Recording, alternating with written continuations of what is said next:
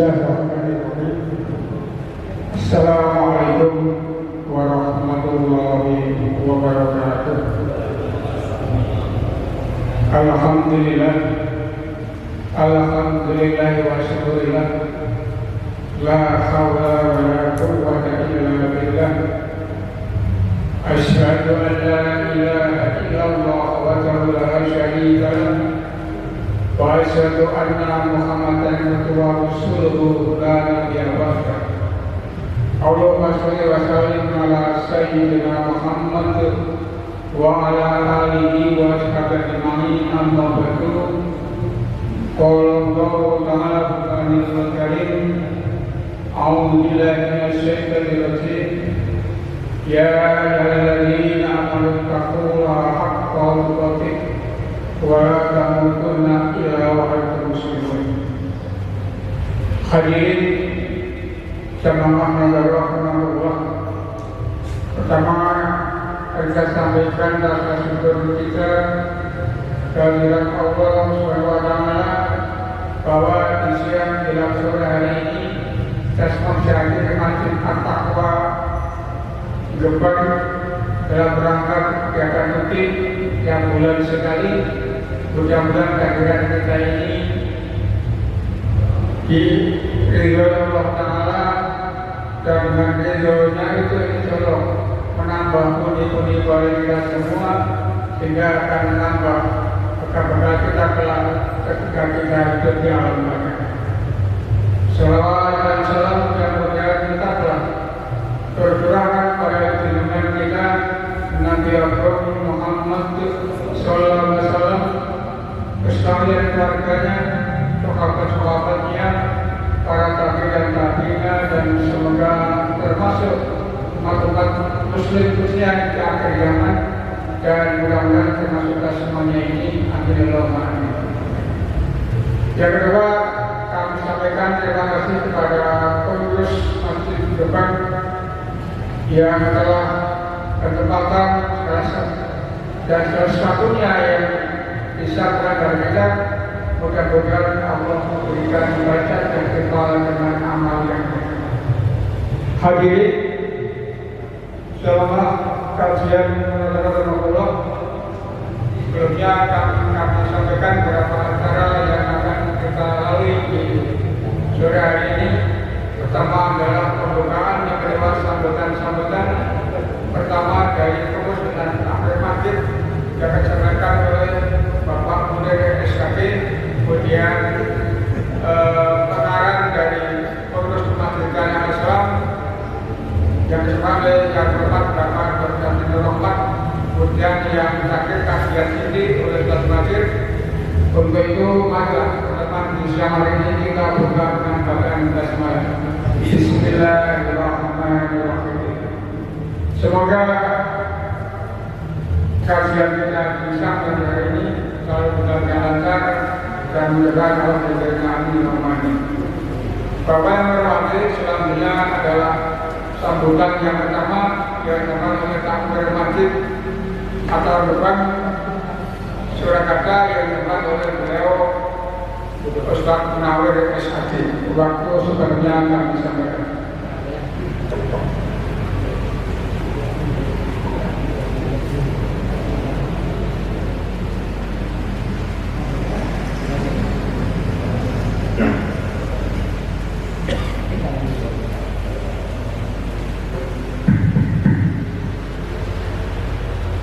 Bismillahirrahmanirrahim. Assalamualaikum warahmatullahi wabarakatuh.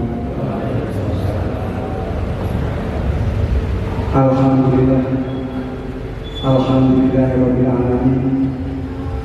Wa bihi nasta'inu ala umuri dunya waddin. Wassalatu wassalamu ala asrofil anbiya'i wal mursalin wa ala alihi wa sahbihi ajma'in.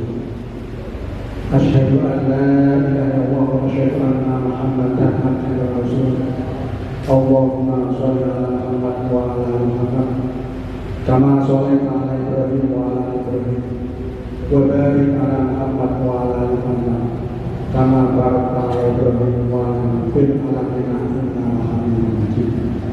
Rabbi اشرح لي صدري ويسر لي أمري واحلل عقدة من لساني يفقهوا قولي. Sallallahu kepada pengurus Al-Islam yang ada nanti, bapak-bapak, para ustaz yang kami hormati, dan para kiai yang kami hormati. Pertama-tama kami mewakili dari takmir masjid Bapak Dr. Andes Haji Sudino.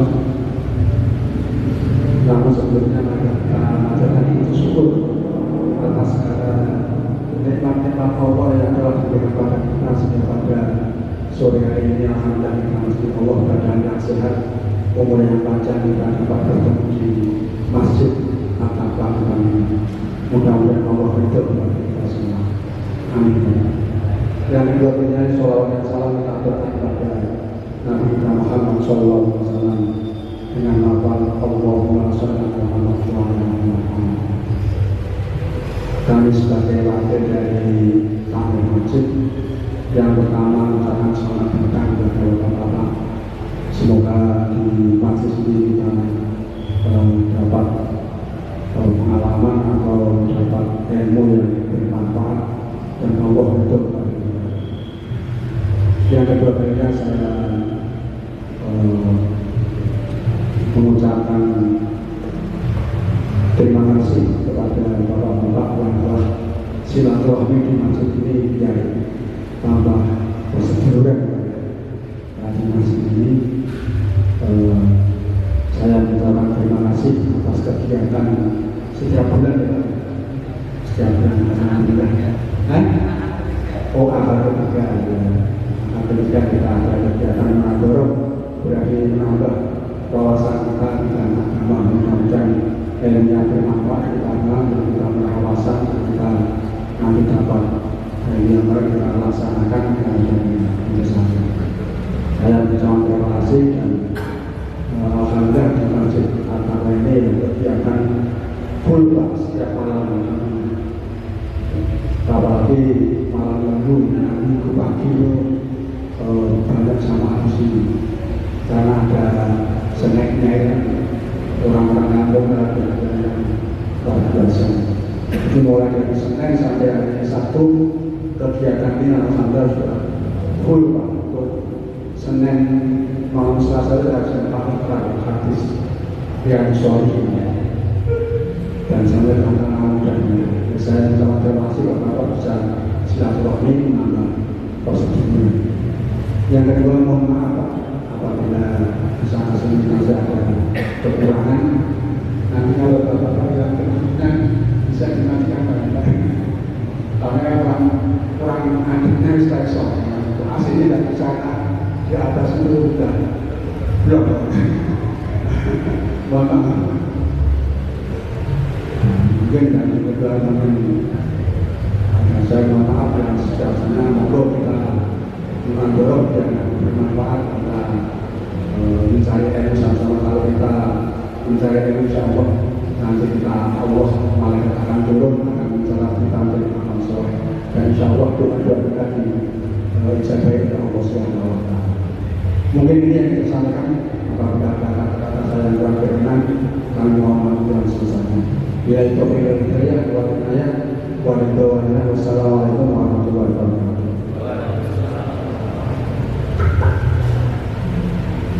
Terima kasih. Kemudian berikutnya oleh pengurus Kepatian Jawa kita oleh Bapak Dr. Haji Rahmat waktu sebelumnya. Bismillahirrahmanirrahim. Assalamualaikum warahmatullahi wabarakatuh. Innal hamdalillah nahmaduhu wa nasta'inuhu wa nastaghfiruh wa na'udzu billahi min shururi anfusina wa min sayyiati a'malina may yahdihillahu fala mudilla lahu wa may yudlil fala hadiya lahu. Asyhadu an la ilaha illallah wahdahu la syarika lahu wa la ilaha illallah wa asyhadu anna Muhammadan abduhu wa rasuluhu as-sadiqul amin. Allahumma shalli ala Muhammad wa ala ali Muhammad kama wa ya hadirin ittaqullaha haqqa tuqatih wa la tamutunna illa wa antum muslimun. Karamun kiai, para ulama, imam khatib, jamaah, majelis munadharah, para dalam kemasjidan dan Islam dan dirahmati Allah. Tidak ada kalimat yang pantas dilantunkan kecuali puji syukur alhamdulillah atas nikmat iman, nikmat Islam, nikmat kesehatan dan kesempatan kita masih diperkenankan untuk bermunajat, bersilaturahim, sekaligus berbagi ini dalam rangka mempertahankan agar waktu yang diberikan oleh Allah ini bisa mengakhiri hidup kita kembali dalam keadaan husnul khotimah, mana kita istiqomah dalam melaksanakan ibadah. Amin Allahumma amin. Salawat dan salam kita berikan Nabi Muhammad sallallahu alaihi wasallam, keluarga sahabatnya, para pengikutnya, semoga kita mendapatkan syafaatnya. Amin Allahumma amin. Mewakili pengurus dan jalan dari kemasjidan, yang pertama mengucapkan jazakallahu khairan katsiran atas partisipasi panitia baik tempat maupun fasilitas pelaksanaan nadharah oleh takmir masjid atap lakukan untuk mengalir untuk si Kusino dan kawan-kawan yang telah sekian tahun lamanya sampai detik ini bersama dengan kita untuk istiqomah memenuhi amanah yang diwariskan oleh para pendahulu ulama Islam, yaitu mempertahankan kemakmuran masjid khususnya yang diadakan oleh Islam. Untuk itu maka kami yang merupakan penerus dan sekarang sudah dilanjutkan ke yang lebih muda lagi, ini dia bersama proses kedua Pak Ali kurang Pak Menjadi sesuai SMA saat itu tidak pengurus Ali pengurus tampil masjid ini. Nah, ini gambaran bahwa hidup kita ini tidak abadi. Di dalam kata-kata mengatakan ibaratnya tanaman patah tumbuh hilang berganti. Yang satu datang, yang satu pergi, yang satu lahir, yang satu mati. Ya, demikianlah siklus yang terjadi baik di tingkat pengurus pusat Al-Islam maupun di tingkat masjid-masjid.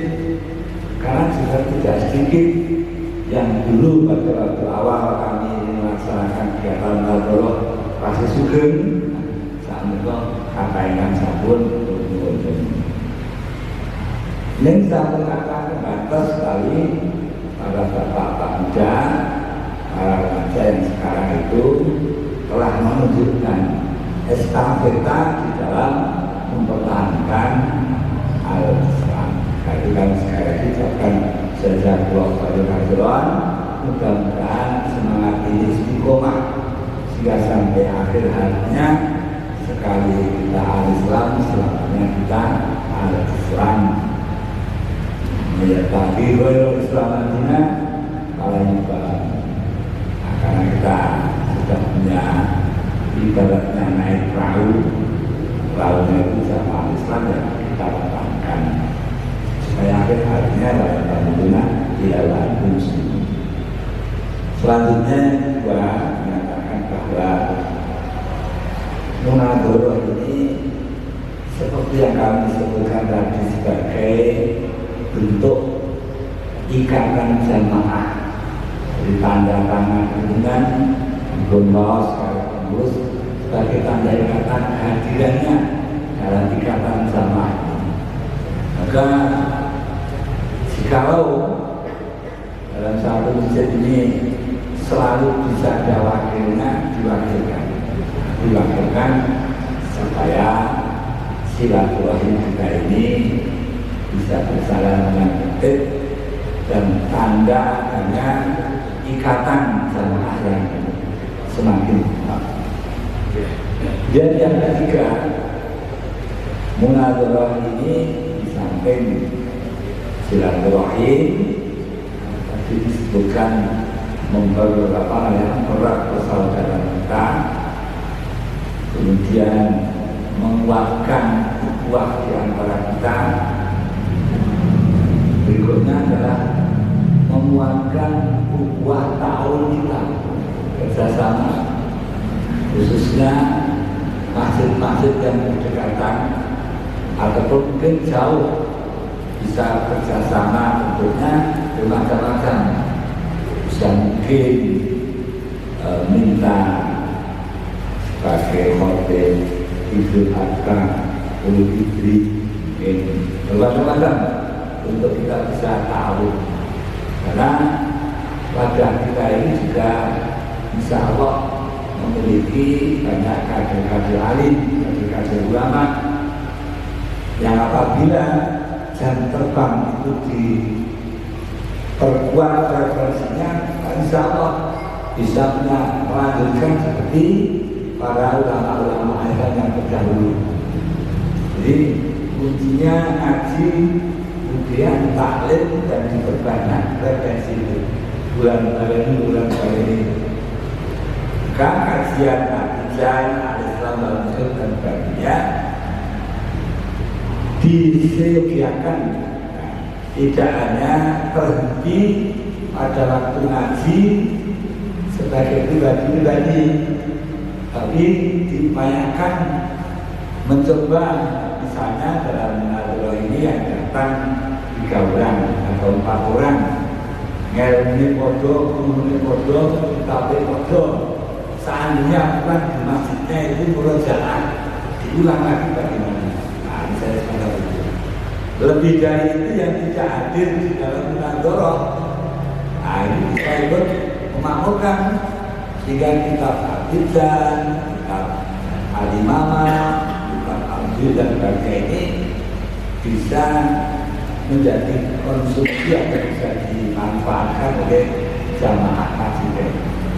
Sehingga ajaran Islam ini menjadi terpokok bukan identitas masjid dan prasastinya, tapi juga kajian-kajian dari makalah-makalah itu nanti bisa dipahami. Setelah nanti kalau dipahami akan menjadi penguat karakter atau identitas al-Islam. Nah, kita sering-sering menyampaikan kekhawatiran jika tidak, itu bisa jadi masjid yang diwakafkan al-Islam, dirintis oleh para pendahulu al-Islam, kemudian berubah jadi karakternya berbeda. Kalau sampai terjadi semacam ini, ibaratnya kita dititipi amanah. Nah, kita ini lewo artinya itu tidak bisa melaksanakan amanah. Karena amanah itu bukan masjid secara fisik, tetapi pemakmuran ajaran al-Islam yang dirintis dengan melalui pendirian masjid. Di masjid dan ajarannya satu paket. Dulu Kiai Bilal, Kiai Mustafa dan sebagainya itu mendatangi masjid-masjid bukan silaturahim lihat fisiknya, tapi juga pembelajaran atau taklim supaya al-Islam itu bisa berkembang. Nah, bapak-bapak, ikhwan-ikhwan dari berbagai masjid, mudah-mudahan semangat munadharah ini menjadikan yang tahu itu minimal kun aliman. Kalau belum bisa, au ta'aliman. Jadi kalau di sini mungkin masih au ta'aliman silahkan. Tapi kalau kembali ke masjid masing-masing bersama, kalau bisa sudah kun aliman. Ya semampunya. Dan karena itu berbagai problem yang terkait dengan dinamika umat, termasuk dinamika kajian, karena di akhir-akhir ini dengan kemajuan teknologi informasi sekarang sudah banyak ulama-ulama yang dulu mondoknya di luar negeri atau informasi tentang dinul Islam melalui HP, melalui internet, sehingga dimungkinkan banyaknya informasi itu tidak menjadikan kita semakin mantap, tapi kadang-kadang juga menjadi semakin goyah. Yang benar mana, dan sebagainya. Oleh karena itu, di tiap-tiap masjid yang barangkali menjumpai problem-problem yang sifatnya syar'i, masuk soal Idul Kurban, masuk dan lain sebagainya, maka dijadikan bahan untuk ditanyakan di saat mengobrol. Jadi sebelum mengobrol itu ngajinya kayak ini, tapi tidak menutup problem-problem yang menjadikan kesulitan atau mendapatkan ya kurang mantapnya bukan biasa. Nah, yang rawat ini merupakan takdir itu yang dipercaya oleh majelis setempat di dalam menyampaikan fatwa-fatwanya, baik diminta maupun tidak diminta. Biasanya jamaah itu khususnya kalau Fitri atau kemarin soal puasa Arafah berbuka, ini belum ada informasi resmi daripada kadang dari pemerintah, dari yang sebagian lembaga-lembaga yang menggunakan sistem pisah dan tabungan. Nah, ini salah satu contohnya. Dan ini tidak diperlukan sehingga barangkali kalau di masjid itu mungkin kitabnya kurang, nah ini bisa Pak Kasih, Pak Ali bisa dimodalkan. Wah, saya pengen 10 kitab, terpaksa tidak bisa yang fotokopi, atau dari Pak Ali bisa di ditaruh di sini. Saya punya PDF Abujan, PDF Iman. Kiriman sekarang modelnya itu bukan itu bukan bau-baunya sedikit saja itu banyak. Nah, yang jelas Bapak sangat diarahkan oleh penulis Bapak Dakwah untuk menjadi pemakmur ajaran al-Islam, melakukan sosialisasi informasi wabil khusus tentang ajaran kitab-kitab yang sedang kita kaji, sehingga semakin banyak peserta yang semakin paham, semakin banyak pula fasilitator. Nah, kalau banyak fasilitator nanti insya Allah di lingkungan masjid-masjid yang mungkin tidak jamaah dan belum dilakukan atau berdiri sendiri, tetap sebagai saudara kita bisa memberikan bantuan. Nah, sehingga bisanya menjadi alim itu kan belajar, tapi bisanya menjadi aliman, ya, bisa mengajarkan itu karena praktek dan jadi mungkin melangkah bab pertama itu mungkin awalnya medot rodanya mungkin kurang lancar gitu kan, karena tidak setiap kita ini berasal dari belajar nahwu, tapi insya Allah bisa babun dan sebagainya. Tapi yang penting menumbuhkan giroh dan semangat, karena ketika menyampaikan kepada orang lain itu sesungguhnya yang bukan tidak hilang, tapi semakin berlipat-lipat, semakin mantap. Minimal Bapak, ya, minimal yang keluarga sendiri, karena kalau kita sering melihat yang tahu atau di masjid-masjid itu ternyata kasetuan. Nah, jadi yang muda itu kadang-kadang kreatif, ya, ngitung duit dia sepuh, belum pikir dia sepuh, lalu karena kita itu nasabah, ya, amanah kita itu kan Rabbi Habli minas sholihin. Nabi Ibrahim itu sampai usia 3 tahun mengharapkan kepada Allah agar punya dua surga dan intinya. Maka nggak perintah putrane jamaah ini rodo kangelan itu kok prakteknya aneh diri maka diri panjang sih terbagi lagi jadi itu aku saluran sebut bisa menyebabkan putra para jamaah itu bisa saya kira demikian bukan sambutan pemerintahan dan pasca biasa kita bersama mungkin senantiasa berdoa mudah-mudahan sama kita ini jalan yang istiqomah dan kita berada di dalamnya sampai walaupun rumah yang terus karena Allah juga segala Assalamualaikum warahmatullahi wabarakatuh. Waalaikumsalam. Demikian bahwa Bapak kemarin terus pemasaran oleh beliau Dr. Rahmat. Berikutnya akan ditambah oleh beliau Ustaz Pak Sambil Jarod Guru Monggo di perhitungan. Bismillahirrahmanirrahim. Assalamualaikum warahmatullahi wabarakatuh. Alhamdulillahirrahmanirrahim.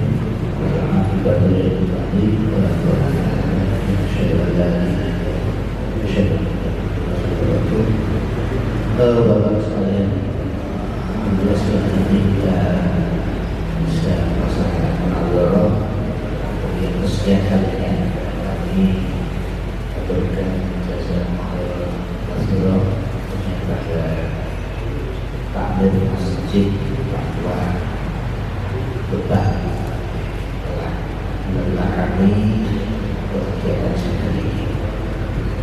Bapak sekalian, perlu kami informasikan yang pertama, edaran kami beberapa waktu yang lalu berkaitan dengan data kita sudah rally di Masjid Sami Dedahan diikuti oleh 5 masjid di sekitar Masjid Dedahan. Untuk kemarin karena diawali dengan hujan, alhamdulillah dari pengurus sudah tidak banyak yang hadir dari masjid, sekitarnya juga ada beberapa yang sepakat. Catatan kami, apa yang sudah kami sampaikan berkaitan dengan prasasti, ternyata ada beberapa hal yang akan kami sampaikan. Yang pertama, ada masjid-masjid yang memang sudah bersertifikat wakaf. Jadi kalau sudah bersertifikat wakaf, itu nanti nomor yang kami tulis di prasasti. Barangkali nanti kalau Pak Ari bisa saya waktu itu contoh penulisan urutan di prasasti itu, di nomornya itu kami tuliskan nomor sertifikat kalau sudah dilakukan ya. Tapi ternyata kemarin ditemukan ada beberapa masjid itu yang masih dalam catatan ikrar wakaf.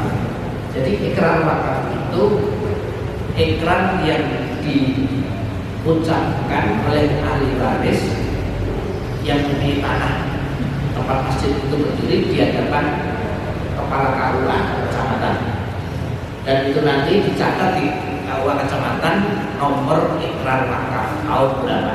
Ternyata kemarin masih ada yang seperti itu. Kemudian ditemukan pula ikrar wakaf yang belum tercatatkan di KUA. Yang kemarin kami mendapatkan ikrar wakaf di hadapan pewakil di atas materai, tetapi belum dicatatkan di KUA. Nah itu kami sementara mencatatkan untuk nomor sertifikat masih sertifikat hamil, tetapi dengan catatan masih dalam proses. Jadi ini yang kemarin kami temukan berkaitan dengan itu. Dan alhamdulillah kami sudah mendaftarkan atau memasukkan untuk pembuatan prasasti itu kira-kira 9 sekitar 10 masjid yang sempat kami catat. Maka dari itu nanti kemohon setelah pertemuan ini dan berikutnya bisa mencatatkan itu di grup saja nanti di WA.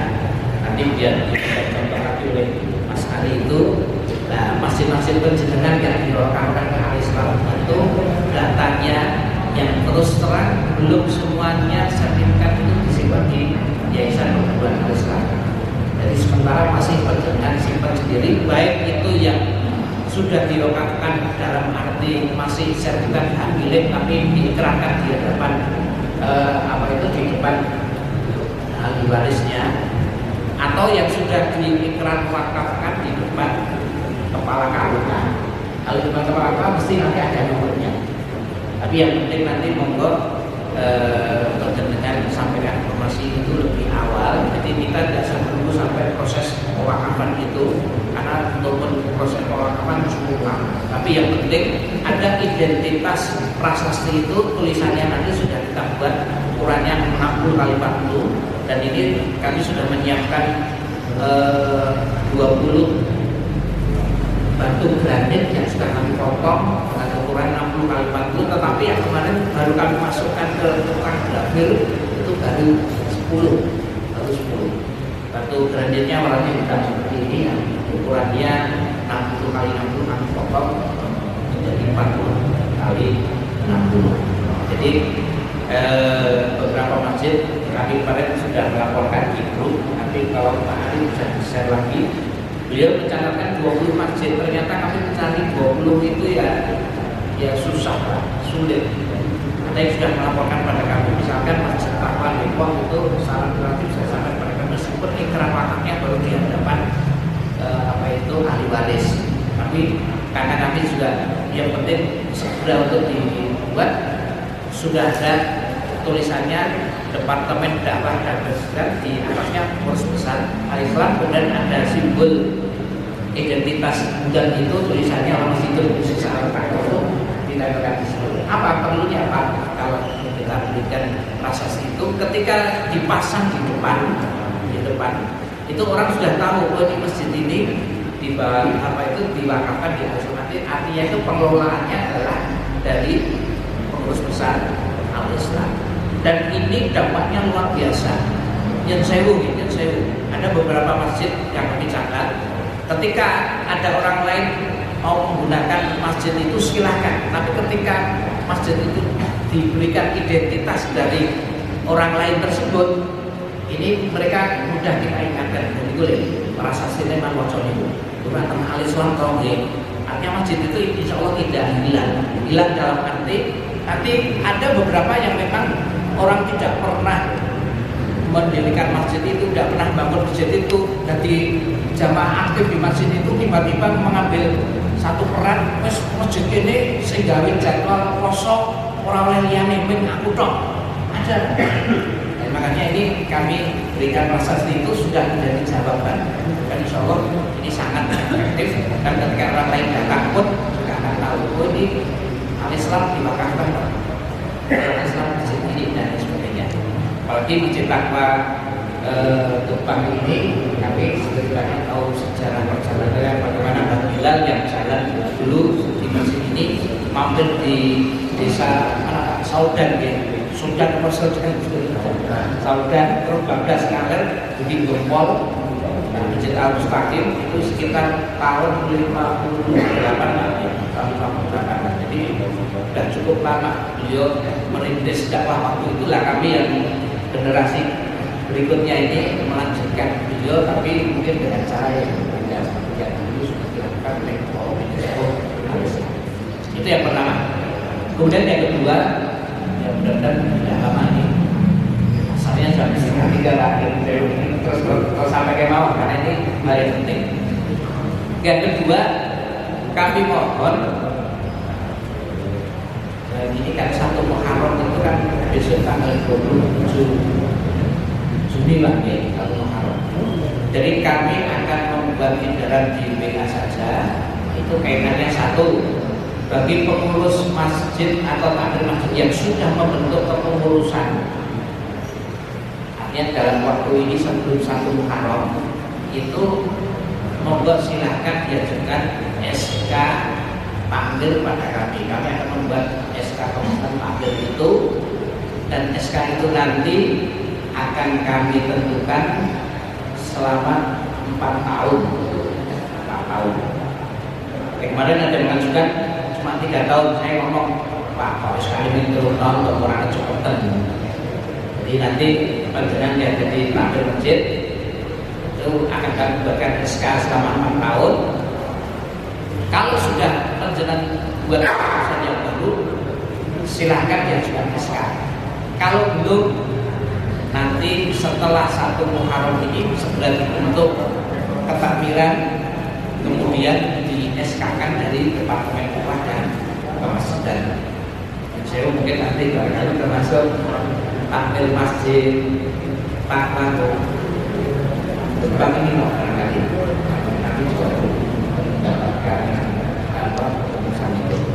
Dan pentingnya apa nanti keputusan itu supaya kita saling mengingatkan dan saling mengikat bahwasanya di masjid ini, di masjid tertentu sudah ada tampil kepengurusannya itu, sehingga benar-benar secara hierarkis kami juga ikut bertanggung jawab dalam hal bagaimana memaksimalkan pengelolaan masjid tersebut. Makanya setiap bulan kita memberikan penanggulan ini adalah mereka itu semaksimal mungkin. Kemudian yang kedua, kemarin kami mendapatkan masjid itu ternyata tanahnya itu sebagian wakaf, sebagian tanah pokok desa. Nah, ternyata tanah pokok desa itu tidak bisa disertifikat wakafkan. Kemudian yang kedua, juga tidak diperbolehkan memasang prasasti. Kemarin kebetulan di Babakan itu ketemu Bapak Kepala Desa yang juga tampil Masjid Jami dan tampil di Masjid Jami Babakan. Kami ngomong-ngomong, tapi kemudian kami menyampaikan kalau memang itu tidak bisa Pak, kami nanti akan menyarankan kepada tampil untuk membuat susunan pengurus tampil yang sudah di-SK-kan itu di kop atasnya tetap ditulis Departemen Dakwah dan Kemasjidan dengan simbol Al-Islam itu, bawahnya kepengurusannya, dan itu hanya ditempelkan di dinding, tidak ditempelkan seperti prasasti. Itu boleh.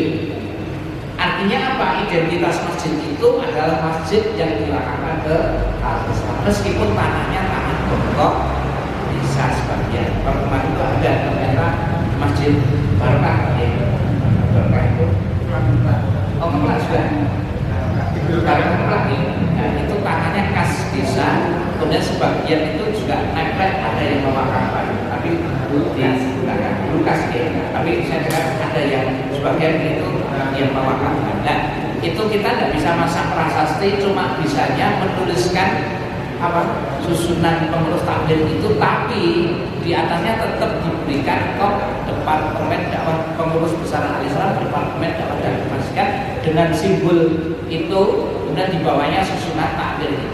Artinya apa? Itu bisa dilepas waktu nanti kalau ganti pengurus yang dicopot, ganti tulisannya beliau, simbolnya itu tetap ada. Jadi tidak kita buat dalam bentuk prasasti. Mau bedanya untuk itu, monggo pakai masjid-masjid penjenengan teliti lagi, apakah masjid saya ini, tempat kami ini berdiri di atas tanah kas desa. Kami juga belum sempat, ternyata ada catatan seperti itu dari hasil kunjungan kami kemarin waktu pertama kali ke masjid Takwa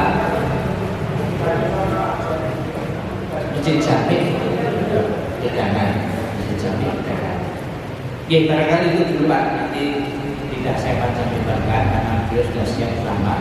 Tapi sekali lagi, monggo kita mulai tertibkan administrasi ini. Nanti sambil berjalan, supaya nanti ada anak muda yang membantu bisa berbuat dalam bentuk satu web. Klik Masjid Takwa Basri itu langsung keluar susulan konstituen itu Pak, itu sudah menjadi internasionalisasi. Kira sekarang bukan. Teman-teman kita sudah ada di Tokyo, yang ada di Paris itu sudah langsung tahu kaitannya dengan itu. Nah, monggo nanti kita harapkan sedikit nanti akan kita sampaikan juga ke sana. Oke, terakhir ini kabar gembira. Jadi kitab-kitab Mbah Ghazali yang menurut sebagian keterangan dari ahli hadisnya Pak Ahmad itu sekitar 36 kitabnya. Itu kemarin kami mendapatkan tamu dengan Ustaz Mokhtar ketemu, dan tamu itu mencari Ustaz Mokhtar ketemu saya juga, yaitu mahasiswa lulusan S1 dari Khartoum dari Sudan. Nah, seorang ustaz. Kemudian apa perlunya? Ternyata beliau melanjutkan S2 di UIN Bandung. Tesisnya itu berkaitan dengan kitab-kitabnya Mbah Ghazali. Jadi ini kan berarti kitabnya Mbah Ghazali sudah go internasional. Jadi ada orang yang meneliti. Itu kemarin sempat dibagikan ke kami, tapi belum ditindaklanjuti. Kebetulan beliau juga mengajar di salah satu pondok pesantren di daerah Magetan di Jawa Timur. Oke, itu saja. Jadi ternyata lama-lama kita sudah kasih. Jadi ada yang memperhatikan orang lain. Oke, kata buat kami atau kau yang takutkan, mungkin nanti tambahan informasi kami sampaikan melalui grup WA. Saya akhiri. Assalamualaikum warahmatullahi wabarakatuh. Waalaikumsalam. Berikan Bapak informasi tentang terkinian di lingkungan kita. Berikutnya kajian itu yang terakhir dipersilakan.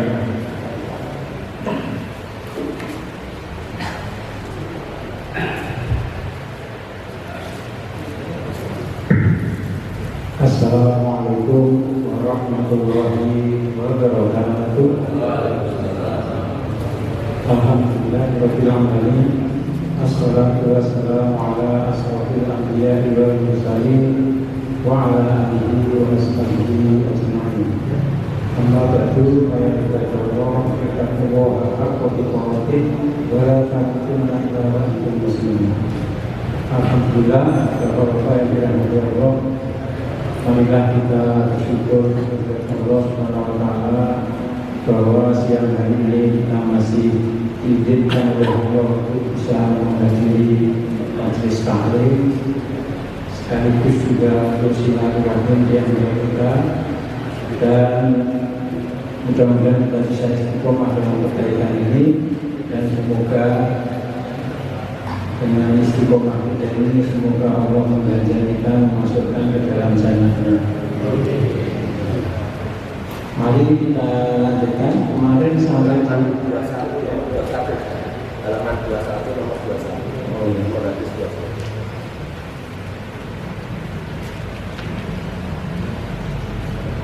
sampai pada halaman 21. Hadis 21 sudah belum?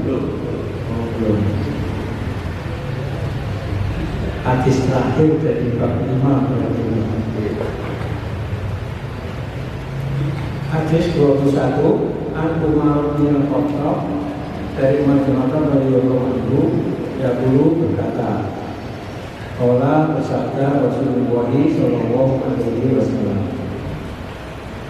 man nama an hisbihi, barang siapa yang tertidur an hisbihi dari hizibnya. Hizib itu maksudnya di sini yang biasa dibaca wiridnya, atau ansaiin dari sesuatu minggu darinya, aku lalu dia membacanya ma bainas sholatil fajri, antara sholat fajar wa sholatul duhri dan sholat duhur. Sholat fajar maksudnya sholat subuh dan sholat duhur, kutiba dicatat lalu untuknya karena seolah-olah atau senilai Qur'an dia membacanya minalaili di waktu malam. Nah ini diriwayatkan oleh Imam Tirmidzi, Imam Nasai, kemudian Ibnu Majah dan Darimi. Menurut Imam Tirmidzi ini hadis hasan sahih,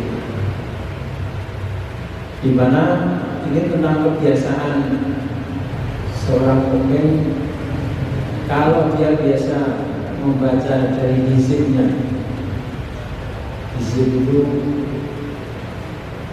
al-juz'u minasyai', jadi bagian dari sesuatu dalam Al-Quran.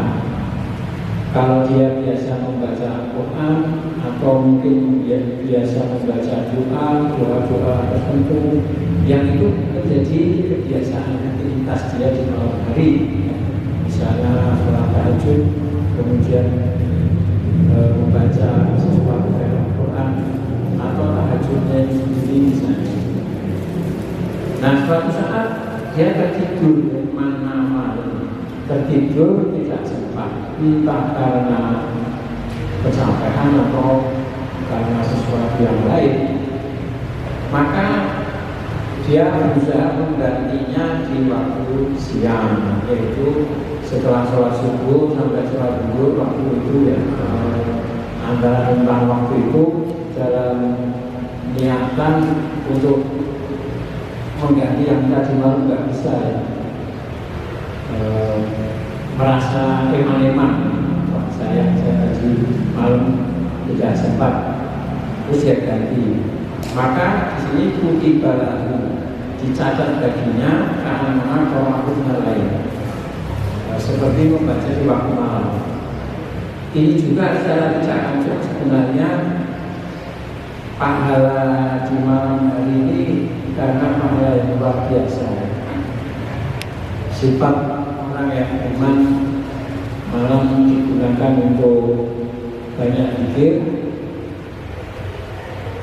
sedangkan siang hari itu bekerja, sehingga lebih banyak digunakan yang untuk di malam hari. Nah, maka kebaikan pahalanya ini tetap dicatat oleh Allah.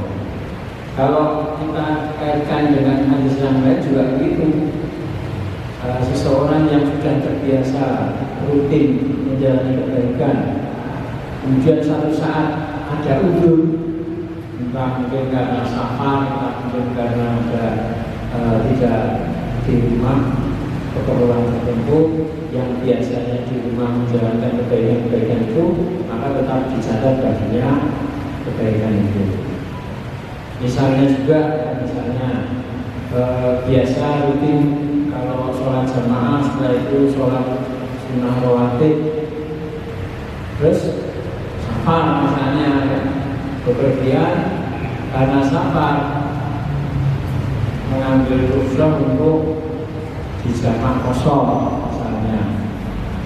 Nah, kalau jamaah kosong kan otomatis sholat sunnah rawatib tadi juga berkurang ya, tidak diajarkan. Nah itu karena insiden itu tetap dicatat kebaikannya. Seperti Rasulullah SAW ini, kalau dalam kondisi safar, satu amalan sunnah yang tetap beliau jalankan itu adalah sholat tahajud, ya, sholat malam di atas kendaraan, di atas unta. Kalau sholat sunnah tahajud misalnya di atas kendaraan dalam kondisi berjalan menghadap kemanapun, ya sholatnya menghadap sesuai arah kendaraan. Tapi kalau sholat wajib, dia berhenti, singgah dulu, untanya diparkir dulu. Nah, sholatnya lebih sempurna dalam kondisi tidak di atas kendaraan, dan kiblatnya disesuaikan ya, sesuai dengan kiblat. Nah, itu contoh-contoh kebiasaan kebaikan yang dijalankan bila ada satu peristiwa insidentil yang terpaksa tidak bisa menjalani, tetap pahalanya ada.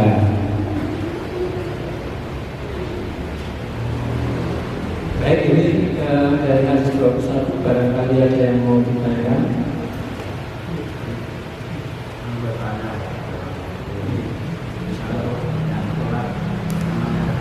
Zaman itu ukurannya berapa kilo atau berapa? Aku dapat itu.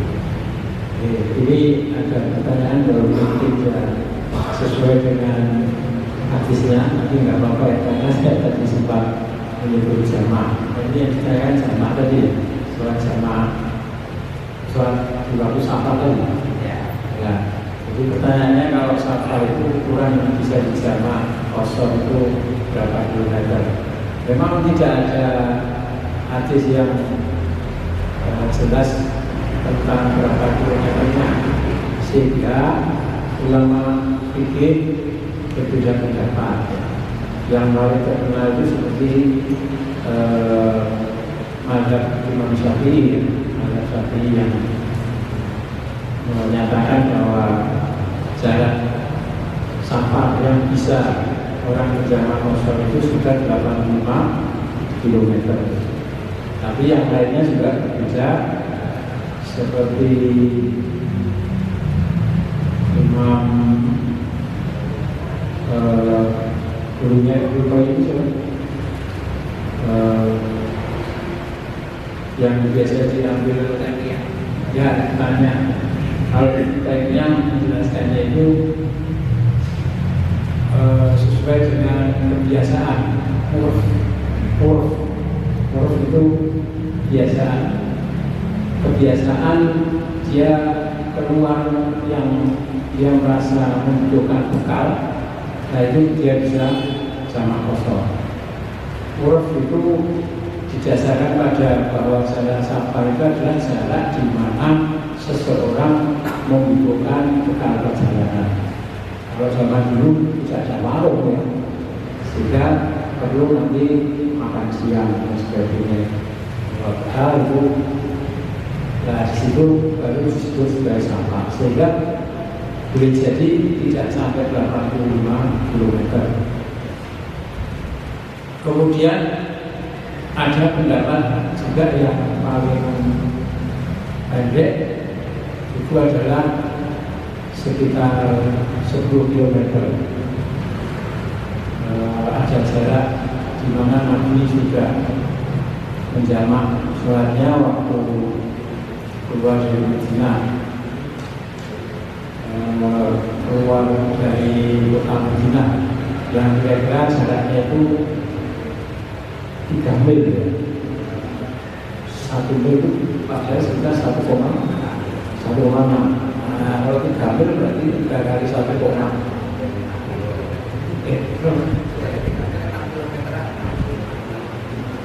Oh ya, 1,6. Nah, intinya itu apa? Sudah keluar dari Madinah itu sudah menjamak. Tapi ada ulama yang membantah, yaitu karena tujuannya jauh. Nah, kalau orang tujuannya jauh, keluar sudah mulai bergerak, itu dia sudah punya hak untuk jamak kosor seperti yang dilakukan Nabi. Tapi yang berpendapat sampai 10 km tadi karena sesuai dengan hadisnya itu. Tidak ada penjelasan itu jauh atau tidaknya, tapi faktanya yang paling dekat yang Nabi pernah jamak kosor itu tadi berkisar sekitar 10 km. Nah itu jadi memang di kalangan fuqaha sendiri berbeda-beda. Itu ya. Baik, kita lanjutkan dulu. Bab 6.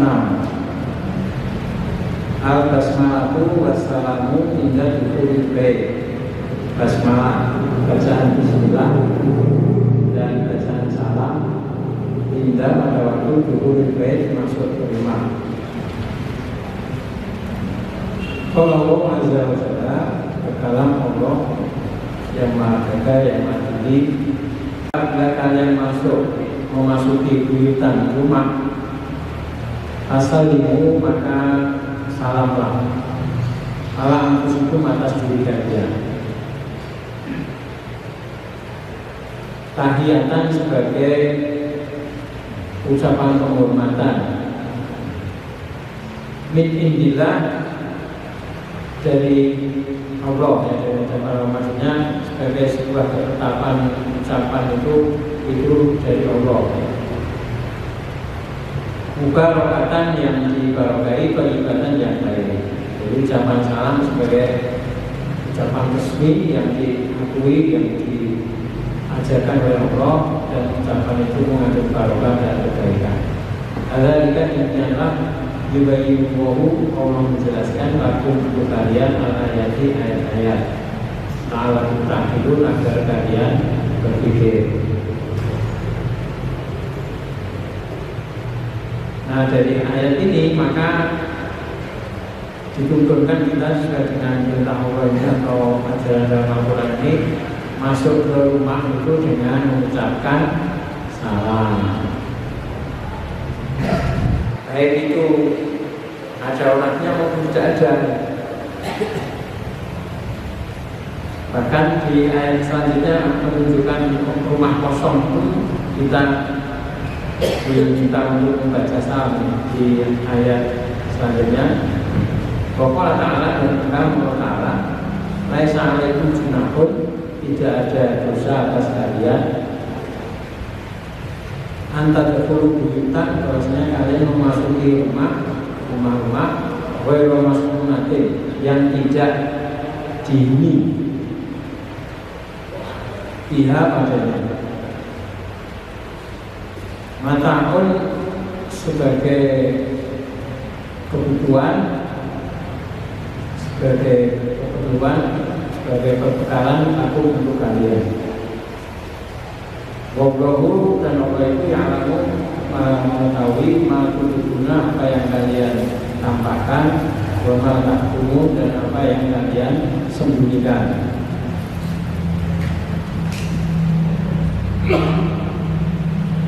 Ini mungkin ya, ayat ini terasa agak asing bagi kita. Rumah yang tidak didiami, terus kita boleh memanfaatkan apa yang ada di dalamnya. Di sini juga disebutkan untuk ini tadi tidak ada kata-kata salam ya. Ini boleh untuk memanfaatkan, mendapatkan apa yang ada di dalam rumah itu. Mungkin kita merasa asing ya, ini rumahnya siapa, ini bukan milik kita seorang.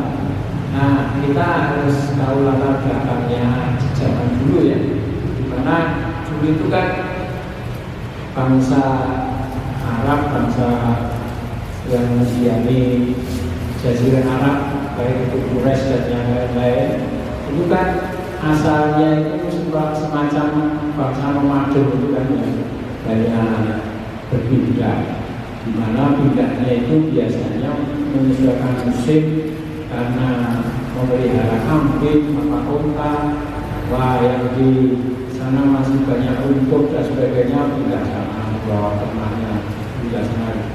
Jadi awalnya kan seperti itu, sehingga muncul kediaman-kediaman, rumah-rumah yang memang tidak dimiliki secara permanen. Ya memang semacam sementara itu tinggal, dan memang tidak untuk ini milik saya, tidak begitu. Sehingga kalau seperti ini di zaman sekarang ya tidak cocok. Ini kan yang saya mengguni ya, padahal ternyata milik orang. Itu kalau di desa, perkampungan, kalau di hutan itu setahu saya semua hutan juga sekarang juga dimiliki negara. Ada catatannya dari perhutani, sehingga seolah-olah hampir tidak ada satu jengkal pun kecuali sudah ada pemiliknya. Memang kalau betul-betul tidak ada sebenarnya juga nggak apa-apa, itu bebas ya, boleh dimiliki seperti ini tadi. Nah, di sini memperbolehkan bahwa itu kemudian menggunakan ya, memanfaatkan apa yang ada di dalam rumah yang kosong yang tidak didiami. Intinya di situ sebenarnya juga bahwa kita memanfaatkan segala apa yang ada di lingkungan kita memperhatikan, mempedulikan, merawat, memanfaatkan dengan baik. Jangan justru sebaliknya malah berbuat rusak. Kan sering terjadi malahan orang-orang hanya memanfaatkan kepentingan sesaat, misalnya bukan memasak sesuatu, tidak memperhatikan bahwa di situ banyak lumpur kering, akhirnya terbakar. Nah, hal-hal seperti ini juga kita harus peduli.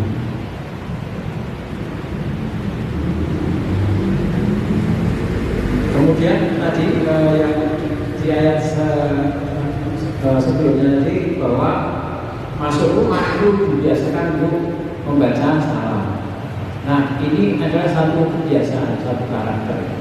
Bagaimana kita harus punya kebiasaan yang baik yang kita sampaikan juga, kita ajarkan juga kepada keluarga kita, pada anak kita.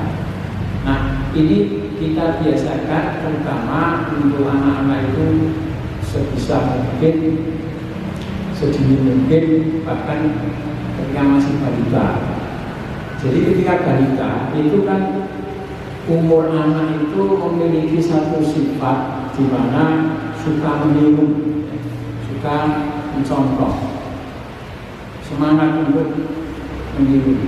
Nah, seharusnya di saat-saat itulah kita mulai mengajarkan doa-doa, ucapan salam, doa mau makan, doa mau masuk ke toilet, keluar dari toilet, itu semangat-semangatnya waktu masih balita.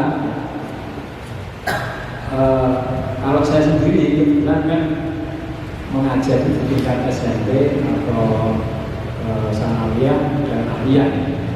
Tapi kebetulan kalau istri saya ini menangani PAUD. Bahwa itu ternyata sepanjang mengambil tingkat pendidikan PAUD, yaitu tadi anak itu ternyata justru waktu emas bagi mereka untuk kita memasukkan kebiasaan-kebiasaan baik ini, doa-doa ini, itu waktu balita. Jadi sebelum masuk TK atau sebelum masuk SD. Jangan justru sebaiknya seperti sekarang ini sebagian orang sering mau masuk SD itu karena dites calistung, malah diajari calistung. Sebenarnya secara psikologi itu banyak ahli psikologi yang tidak setuju ketika anak sebelum usia 7 kok sudah diajari membaca, apalagi menghitung, membaca, menulis, menghitung. Karena ketika itu nanti dipaksakan tidak atas kehendaknya sendiri, dia nanti di kemudian hari, entah di waktu SD-nya atau waktu remajanya, ada kejenuhan yang menyebabkan dia akhirnya malah terjadi semangat yang sangat drop ya, terus malas tidak mau belajar. Nah, justru seharusnya di saat balita itu sifatnya yang tadi anak mendengar kemudian menunjukkan, anak mendengar kemudian senang sekali. Nah, ini sudah kita cobakan. Itu anak sebelum usia TK, jadi masih PAUD. Keluar toilet saja, wah semangatnya ronak. Terus apalagi baca ini baca itu. Apa semangat? Nah, itu seharusnya. Itu yang pertama. Yang kedua, kalau membaca Al-Quran itu usia-usia standar ya, kalau ke tingkat IQ anak itu tidak terlalu tinggi lah, biasa-biasa saja lah. Itu seharusnya kalau sudah diajari dengan pengajaran yang standar saja, itu kelas 4, kelas 5 SD itu sudah fasih membaca Al-Quran. Tajwidnya sudah beres. Ini tergantung kepada bagaimana orang tua memberikan pendidikan yang sewajarnya, yang standar gitu. Nah, maka ini harus kita perhatikan. Kalau sampai masuk usia SMP kok mocone sing buta batul, berarti ada kekeliruan di proses pendidikannya. Nah, maka walaupun saya berbicara di sini di depan bapak-bapak yang itu sudah terlalu sepuh-sepuh ya, tapi mungkin punya cucu dan sebagainya. Dari tahapan-tahapannya itu waktu masih balita, maksudnya diperbanyak hafalan-hafalan itu untuk mereka semangat ya. Nanti sudah kelas 1, kelas 2 bacaan harus sesuai tajwid. Nah, nanti kalau sudah mendapatkan bacaan yang bagus, yang benar maksudnya sesuai tajwid yang benar, itu hafalannya itu bisa membimbing, bisa cepat dan benar. Sehingga waktu SMP itu tidak perlu banyak membenahi bacaannya, tinggal tahfidznya saja. Itu saya berbicara yang standar ya, karena yang tidak standar, yang IQ tinggi, itu seperti imam-imam hadis itu umur 10 tahun sudah hafal 20 juz. Nah, yang saya bicarakan tadi adalah yang standar. Nah, ini mungkin bisa jadi bimbingan kita bagaimana kita memberikan pendidikan untuk anak cucu kita. Baik, kita lanjutkan ya. Hadis 22. An Jabir bin Abdullah, dan Jabir bin Abdullah yang dulu dia berkata, anakku bahwasanya sami'an Nabiya, dia mendengar Nabi SAW yang dulu bersabda, bila takwa apabila memasuki arujul seseorang baik tahu ke rumahnya, pada taromoha maka dia menyebut Allah, menyebut asma Allah. Indah dukunihi waktu masuknya, wa indah ta'amihi dan waktu makan. Kalau syaitan maka berkata syaitan, malin mabitin, tidak ada tempat tinggal, tidak ada tempat menginap, wala masya'in, dan tidak ada makan malam apabila di sini. Wa idza dakhala, dan apabila memasuki rumah, walam yazkurillah, dan tidak menyebut nama Allah, tidak dikurihi pada waktu masuk. Qala syaitanu, maka syaitan berkata, adraktum,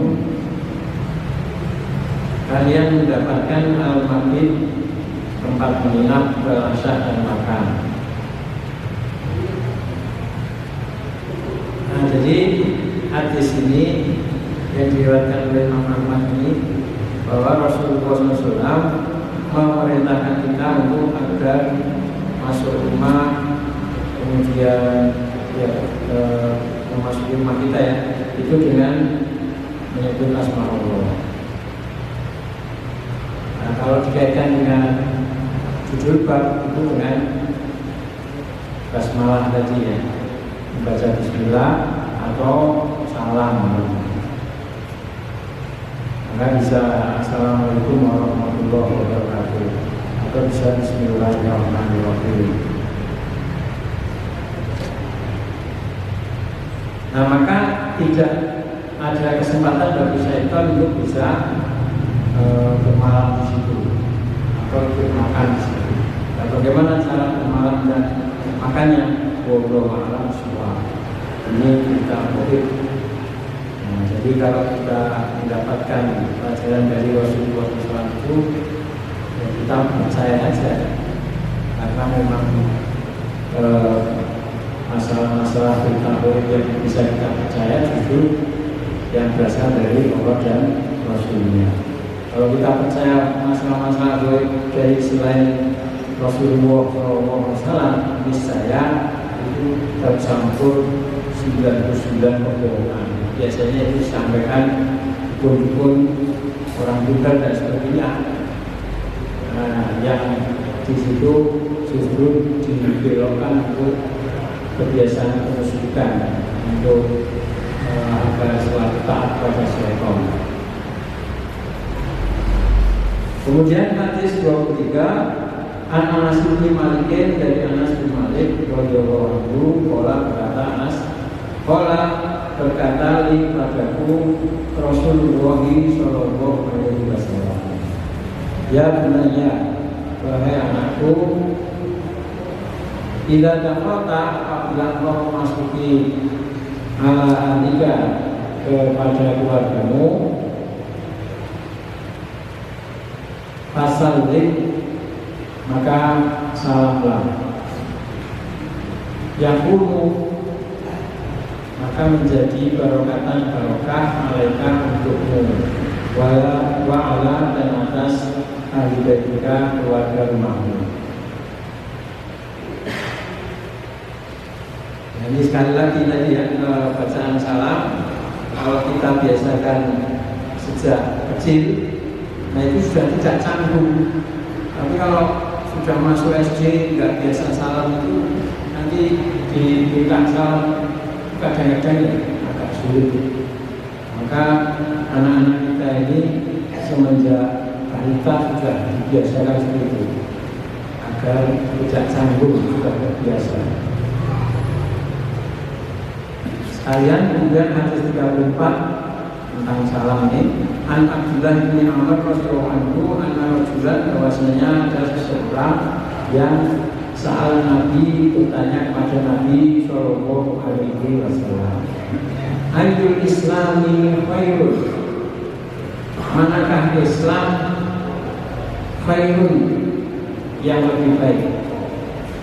Qala, Nabi menjawab, tud'imu ta'ama, engkau memberi makan pada orang lain, memberi makan pada orang yang membutuhkan. Batak salam, dan engkau membacakan salam ala man arafta, kepada orang yang engkau kenal, wa ala man lam ta'rif, dan pada orang yang lam ta'rif, tidak engkau kenal. Nah, hadis ini diriwayatkan oleh Imam Bukhari, Imam Muslim, dan Ibnu Majah. Nah, hadis ini menunjukkan bahwa salah satu keutamaan seorang Muslim, keislaman yang baik ya, orang Muslim yang baik, yang terbaik itu adalah yang suka memberi makan pada orang lain, peduli pada orang lain, dan juga suka memberi salam baik pada yang dia kenal maupun tidak dia kenal. Tahu bahwa ini saudara Muslim, mau berikan salam. Nah itu berarti Islam yang lebih baik. Maka ternyata memberi makan kepada orang bukan hal yang remeh. Seringkali kita ini mengabaikan masalah ini. Jadi ternyata terutama kalau kita ini melihat sebagai sebuah bangsa, sebuah negara Muslim terbesar di dunia, di mana seharusnya menerapkan karakter Islam yang dalam kehidupan sehari-hari. Tapi ternyata masih jarang orang-orang yang mempedulikan sesama di antara kita ini. Biasanya ada orang-orang yang sebenarnya itu mungkin tetangga kita ya, membutuhkan sekali, tapi malah tidak banyak orang tahu. Jadi ada orang-orang yang menderita di bawah garis kemiskinan, tapi kalau konteksnya ini sebagai pengurus masjid ya, ternyata tidak tahu. Nah itu sering terjadi. Maka dalam masalah ini kita bisa meniru seperti Joko Arya ini sangat peduli pada jamaahnya. Nah kita utamakan jamaah kita ini. Jangan-jangan ada anggota jamaah kita itu yang sebenarnya hari-harinya itu banyak menderita kekurangan. Kemudian setelah itu harus utang ke sana kemari untuk menutupi biaya hidupnya. Nah, ini harus peduli masalah-masalah seperti ini. Nah, terutama kita sebagai pengurus masjid, sebagai tamu masjid, atau mungkin malah jangan-jangan di antara pengurus masjid juga ada seperti itu. Nah, kita harus peduli. Terlanjur nanti membuat acara ini dan itu secara kegiatannya itu besar, nggak taunya kesehariannya itu masih ada orang-orang yang sangat membutuhkan pertolongan.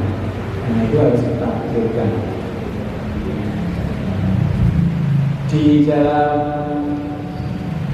medsos itu sering kadang-kadang ada ditampilkan, mungkin karena untuk membuka ada konten-konten yang dibuat yang seseorang yang sangat membutuhkan, kemudian diberi hadiah sesuatu yang mengagetkan sampai orang yang menangis, bersyukur dan sebagainya. Walaupun katakanlah ini di luar niatan dari konten kreatornya, tapi tayangan-tayangan seperti ini sebenarnya cukup bagus, terutama untuk justru memberikan pendidikan kepada masyarakat kita. Jangan malah yang sering itu kan sudah orang kalangan menengah ke bawah, banyak yang miskin, tapi yang ditonton itu sinetron-sinetron yang menggambarkan kehidupan mewah, kehidupan selebritis, kehidupan sosialita. Justru itu menjadi hiburan. Jadi justru hiburan karena kemiskinannya itu, dengan menonton itu kan seringnya malah seperti itu. Nah, akhirnya yang terjadi akhirnya banyak orang stres ya. Itu LP apa ya? Tempat orang-orang gila itu namanya RSJ yang putri itu terutama yang wanita itu ternyata di Jogja itu pernah ada kunjungan ibu-ibu PKK. Saya cerita ini dari salah satu teman yang anggota saya itu berkunjung ke Jogja RSJ itu, ternyata yang terbanyak itu ibu muda yang stres karena kesulitan ekonomi, dan itu mereka sering nontonnya sinetron-sinetron seperti itu. Nah, ini sebenarnya kita harus peduli juga masalah-masalah seperti ini. Nah, sebenarnya dalam ajaran Islam itu luar biasa untuk memperdulikan sekedar memberi makan bagi orang yang sudah mampu itu apa sih beratnya, tapi itu luar biasa bagi yang menerimanya itu. Seolah-olah betul-betul merasa ada pertolongan dari Allah SWT. Nah, ini maka seharusnya kita mengambil bagian dalam masalah kebaikan ini. Kemudian kita lanjutkan ya, hadis 24.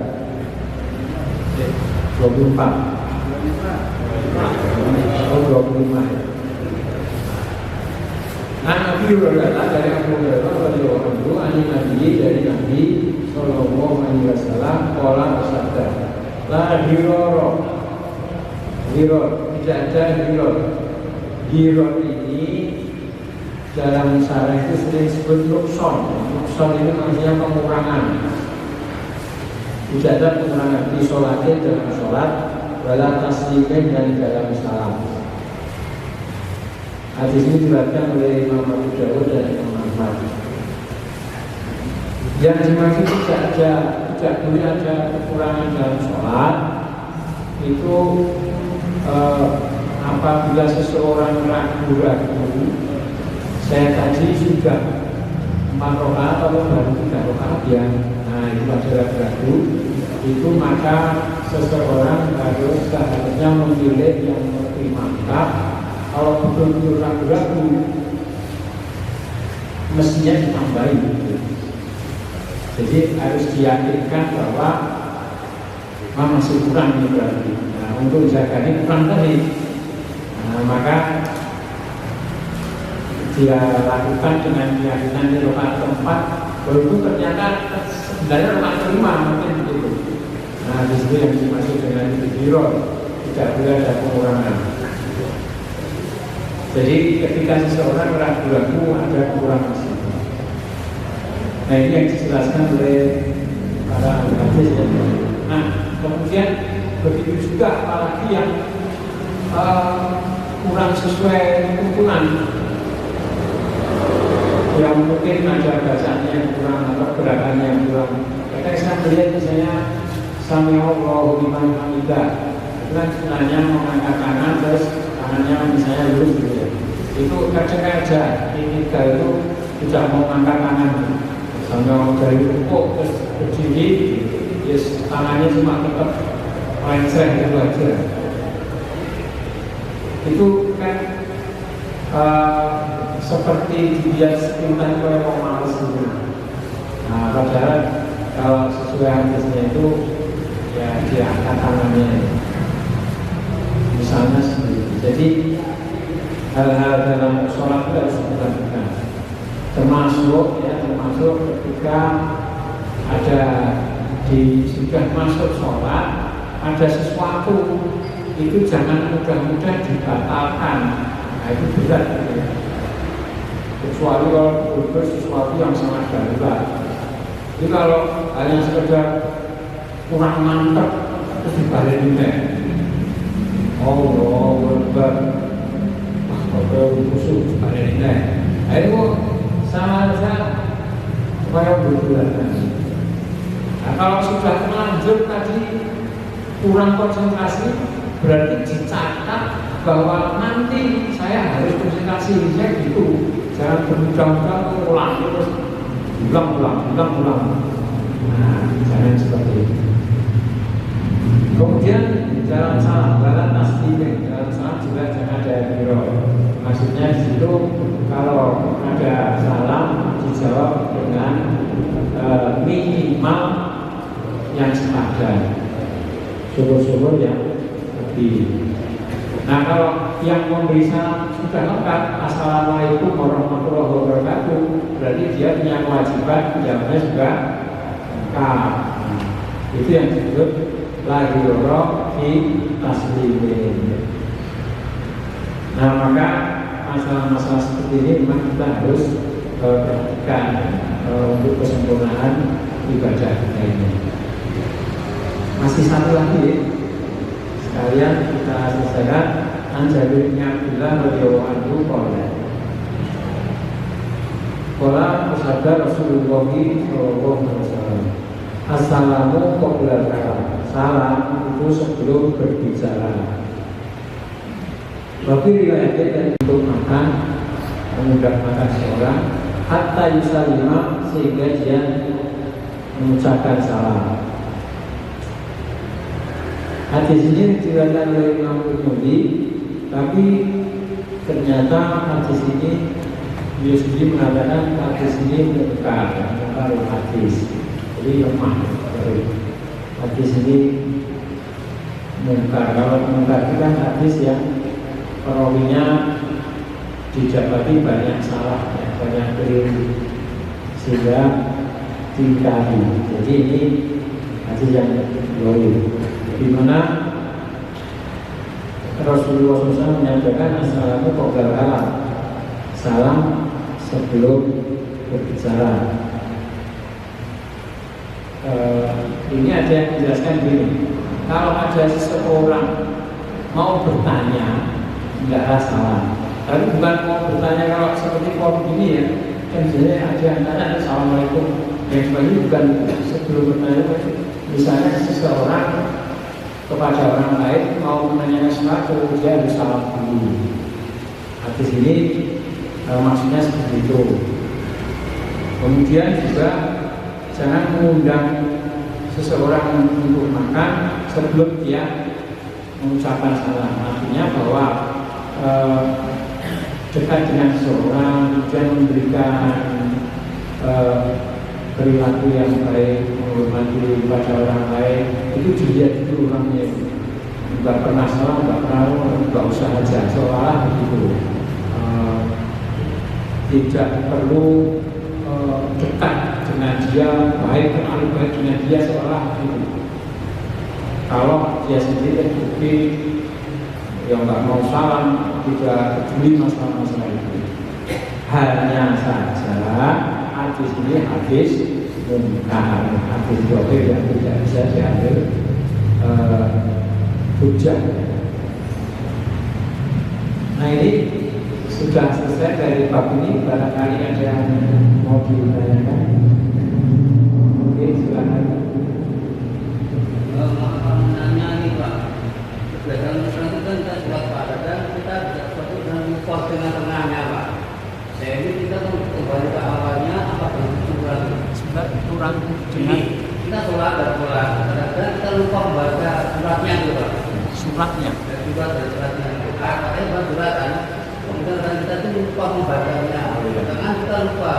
Apakah dilupa dari depan? Apa kita nanti dan surat gitu Pak? Maksudnya membaca surat itu berupa tidak membaca surat atau suratnya salah yang dibaca? Salah. Oh salah. Ya, kalau dari awal diulang dari awal, apakah nanti kita buka surat yang lain dulu Pak? kalau salah dalam membaca ya itu bisa saja diganti dengan sujud sahwi di akhir sholatnya. Ya, jadi kalau salah membaca ayat, nanti sujud sahwi. Belum selesai suratnya, tapi sudah lupa di tengah-tengah ya Mas. Semuanya surat lupa di tengah-tengah. Ya. Mengganti surat atau menuliskan gitu. Bisa saja diteruskan, bisa saja sudah di suratnya nggak apa-apa.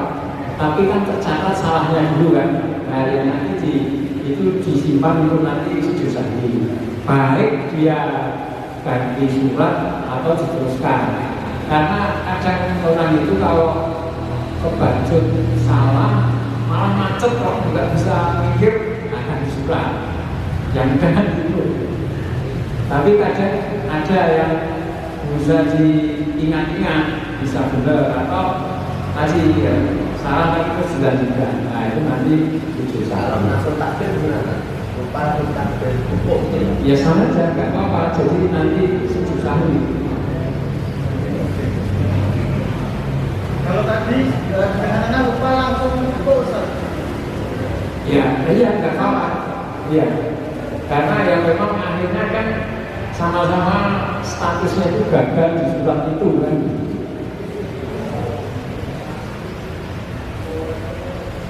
Ada yang lain? Jadi manjirnya jam berapa? Oh masih jam 3. Ada yang mau ditanyakan lagi? Sholat itu kalau saya melihat nanti saya tahu itu habis cukup. Itu kadang ada yang belum saya tangannya, ada yang dipilihkan, ada kotor itu besarnya apa macam ada apa macam pilihan itu. Tapi ada yang datangnya kalau itu kebiasaan orang itu yang sebenarnya bukan berasal dari syariatnya sendiri. Nah itu kalau menurut ahli fikih itu babnya itu kan terlalu banyak gerakan. Yang namanya terlalu banyak gerak itu bisa membatalkan sholat. Tapi ulama fikih itu berbeda pendapat dalam menetapkan batas-batas gerakan, banyaknya gerakan yang akhirnya membatalkan sholat. Kalau mazhab Syafi'i banyak ulama-ulama Syafi'i itu menetapkan lebih dari 3 gerakan asing itu sudah gerakan sholat. Cuma yang agak sulit juga menetapkan 3 gerakan asing itu seperti apa. Dia misalnya ukur-ukur ini lebih dari 3 apa enggak? Itu ada pembahasan dari Imam Syafi'i seperti itu. Ada yang mengartikan 3 itu berturut-turut. Jadi kalau ibunya itu 3 garut Tapi kalau ini ada yang ini tidak terlalu juga. Ya. Nah, itu salah satunya penjelasan seperti itu ya Pak. Itu Imam Muhammad Syafi'i. Jadi memang ada kesepakatannya di mana terlalu banyak gerak itu membatalkan sholat, tapi tidak sepakatnya itu untuk mendefinisikan banyaknya itu berapa. Kemudian kaitannya dengan tadi itu akhirnya pemawinya kafir dan sebagainya. Ya seharusnya kita berusaha untuk setenang mungkin, intinya seperti itu. Kadang-kadang anak-anak juga gitu, terutama di pondok ya. Kalau di pondok itu biasanya kita latih itu sholatnya itu kan agak lama, agak panjang. Terus nanti nunggu itu bisa baca suratnya kalau imamnya itu sudah panjang. Itu ya aja-aja saja, kadang-kadang apa umur tangannya atau apa itu gerakan-gerakan yang tidak perlu itu. Cepit-cepit apa itu? Kerja. Nah itu kan sebenarnya perlu dipahamkan bahwa ini kita sudah menghadap pada Allah, harus dijaga setenang mungkin. Kalau saya dulu sempat juga mendapatkan dari Ustaz Solekan, soalnya dia kalau mau agak gatal sendiri, mau mencapai sini saja harus pelan-pelan. Nah, ya kehadiran beliau. Nah, ini contohnya harus dijaga betul ketenangannya. Baik, ada yang lain? Pak. Dalam bahwa anak kecil ada nangis itu kasih waktu itu ganggu itu dari rumah lain. Nah sekarang ini memang satu hal yang seharusnya diperhatikan oleh banyak pihak, terutama juga orang tuanya ya. Maka kalau kita sebagai takmir mendidiknya itu, mengajarinya itu bukan makanannya aja, maksudnya juga ini diberitahukan walaupun secara persuasif ya. Kadang-kadang karena kalau tidak dengan bahasa yang tepat itu orang tuanya sendiri juga awam, isinya malah wah negatif sekali, menuju kolok misalnya. Jadi kalau yang dicontohkan oleh Nabi itu kan cucunya juga di masjid, juga digendong Nabi dan sebagainya. Nah intinya adalah boleh saja anak itu ada di masjid, tapi juga harus diperhatikan. Kadang-kadang saya jalan seyogianya orang tua itu berusaha mengendalikan, bukan didiamkan saja. Apalagi laluannya di depan di tempat sujud bapak-bapak itu ya digendong. Nah yang sekarang aja digendong. Tahu dia beda, walaupun beda tetap berupaya digendong.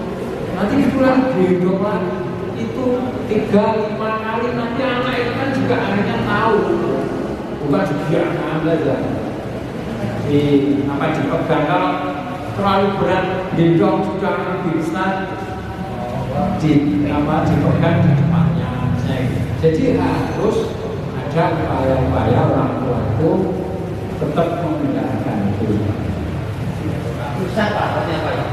Yang namanya itu harus memang berkali-kali, dan itu pun nanti juga ganti orang juga. Ini juga mulai tertata, ada orang baru bawa anak lagi. Jadi setiap waktu kita memang harus siap ada fenomena kayak gitu. Nah, jadi tarik ulur antara satu dikendalikan, tapi juga fokus akhirnya menyebabkan itu tadi. Cilik langsung kecil, akhirnya malah mainnya di luar dan sebagainya. Tapi juga itu tetap harus berusaha diatur dan dikendalikan. Maka itu. Nah ini juga kewajiban takmir untuk menjelaskan juga.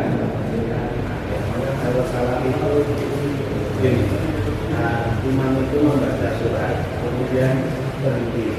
Nah, berhenti itu pengertian makmum itu dia lupa. Dia nyambung, ternyata dia ngulang. Sehingga makmumnya seperti malu dari sini. Nah ini ya benar. Enggak, setelah diingatkan terus Imamnya baca surat, ya. berhenti. Nah, pendapatnya makmum itu dia lupa. Makmumnya melanjutkan. Nah, ternyata dia melanjutkan lagi. Yang seperti ini adalah imam itu tidak seperti ini. Ini saya. Ya, kalau imam itu, kalau ini saya memberikan masukan untuk imam ya. Jadi imam itu kan ada yang memberikan apa tadi pembenaran koreksi, ya, memberikan koreksi dengan persepsi makmum dari dia lupa. Padahal sebenarnya kita mungkin tidak atau yang lainnya. Nah itu sebagai imam yang bijak ya sudah diulangi seperti dia nggak apa-apa. Padahal perasaannya mungkin tadi benar misalnya. Untuk menjaga agar tidak kejadian kekacauan itu. Maksud saya begini, imam itu membaca, kemudian berhenti. Nah, makmumnya itu nyimak itu harusnya dilanjutkan. Nah, ternyata imam itu mungkin apa nafasnya agak berhenti, kemudian ulangi dari kalimat belakang lagi. Nah, ini kan kadang-kadang makmumnya baca nafas ternyata dari belakang lagi. Ya, yang masalah. Jadi maksud saya itu insiden itu kan akhirnya juga bisa disempurnakan kan, tidak masalah. Tidak seorang makmum saya dilanjutkan juga apa-apa. Yang justru yang makmum yang imam itu menjaga supaya nanti tidak terjadi kesalahpahaman, tetapi diingatkan lagi obat. Gak apa-apa sih diulangi lagi yang tadi diingatkan terus itu sampai selesai.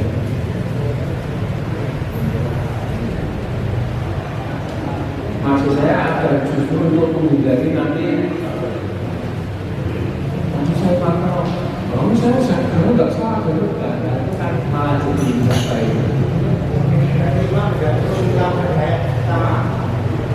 Oh enggak, yang itu aja. Oh dari awal. Ya, jadi bisa imam itu banyak. Kemudian imam hanya baca itu cara tapi bisa adalah makmum itu mikir ternyata bisa banyak dia tidak lupa. Nah, antara yang terakhir antara makmum memang ada kurang latihan. Akhirnya karena itu kalau makmum memberi peringatan ternyata saya tidak masalah, saya ya sudah tidak perlu kemarin lagi kan. Imamnya ya tadi misalnya perlu mengulang sendiri tidak apa-apa.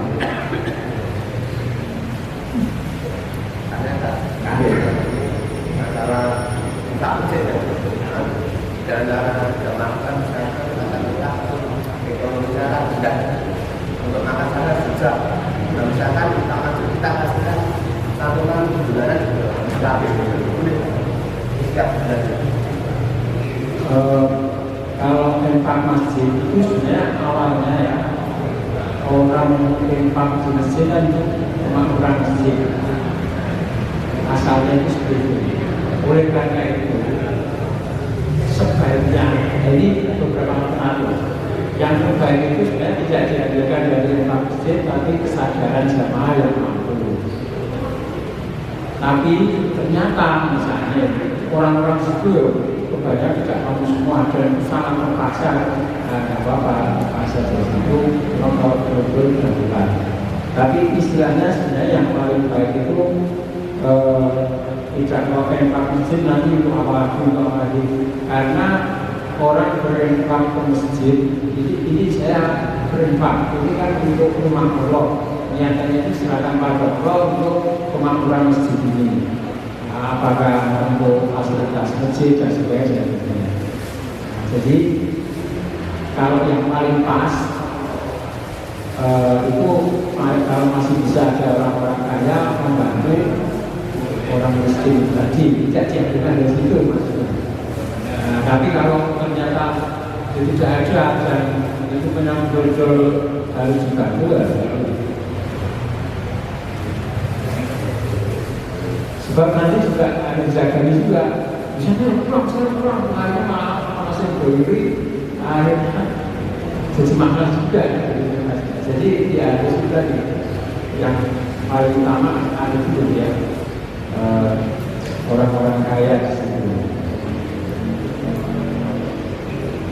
Sabar, kalau tidak ada kita akhiri, kita tutup dengan Tuhan. Bismillahirrahmanirrahim. Alhamdulillahirrahmanirrahim. Allahumma sholli ala nabiyyina wa ashabihi ajma'in.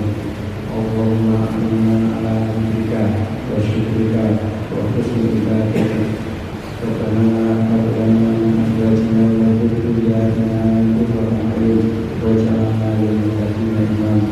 Rabbana ighfir lana wa li ikhwanina alladhina sabaquna bil iman wa la taj'al fi qulubina ghillan lil ladzina amanu rabbana innaka ra'ufur rahim. Rabbana ighfir lana wa li walidayna wa li jami'il mu'minina yawma yaqumul hisab.